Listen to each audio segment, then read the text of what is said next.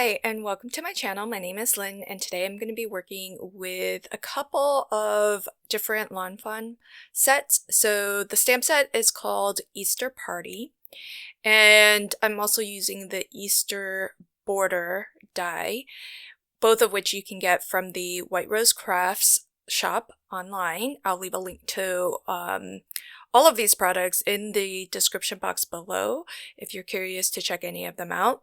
And then the last Lawn Fawn die set I'll be using is the selfie frames.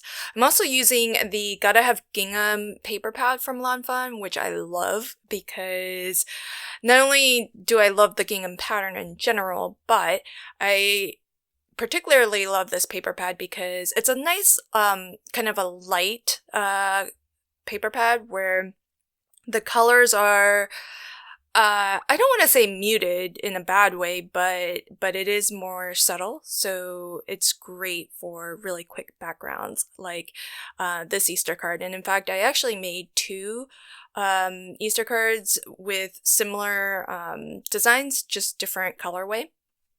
So I'm starting off with some mats and layers of just solid color cardstock and a panel of that Gotta Have Gingham paper. And the scripty Easter border die that cuts out this really fun, very delicate die cut. It's all one die, it's all connected, but because I want to put this onto the selfie frame here, I've just gone ahead and die cut this, and then I'll just cut off the leading and the trailing edge.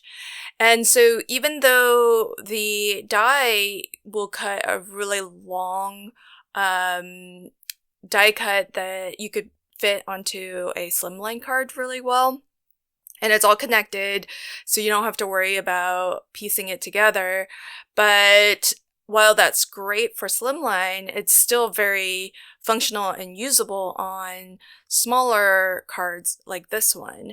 You just need to sort of snip it wherever you need to the width that you need it. So I really think that larger dies like these that have been designed for cards like a slimline size card, they're really fantastic because not only do you have the pattern that will stretch and work well with something like a slimline card, but you always have the option to trim it down and kind of snip it so that it will fit for smaller cards as well.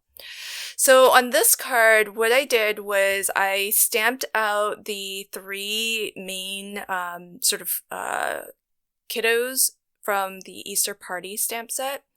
And what I did was I actually took the little square that drops out of the Polaroid frame, and I put two of them side by side so that their border was touching, and I stamped out the image so that one of the kiddos actually stretches across both frames, and it'll line up perfectly, but I'm deciding to actually put my frames sort of on a wonky angle.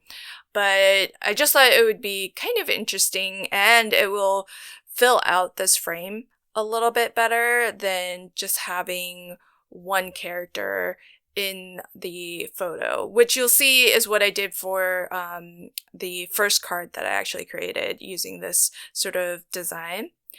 And I did all of the coloring off camera just to keep this video nice and short. I like to have a mix of, shorter videos, some longer videos. That way, if you have the time, you can maybe watch one of the longer videos. But if you're short on time, especially for simple cards like these, hopefully this just gives you that little bit of inspiration to create something quick, simple, and fast.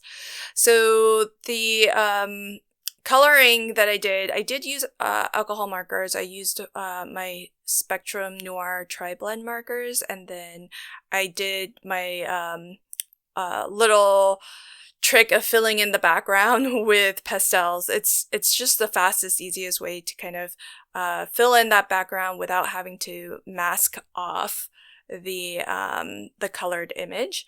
And for the second selfie frame here, I am actually gonna pop this up on some of my low profile foam. This is only 1 millimeter thick, and I do believe Kay mentioned that she does sell in the shop 1 millimeter thick foam. So you can get, I don't think they're sold in sheets the way that I get them, but I think they're sold in rolls. So that's totally either rolls or strips, pre-cut strips. I can't remember which.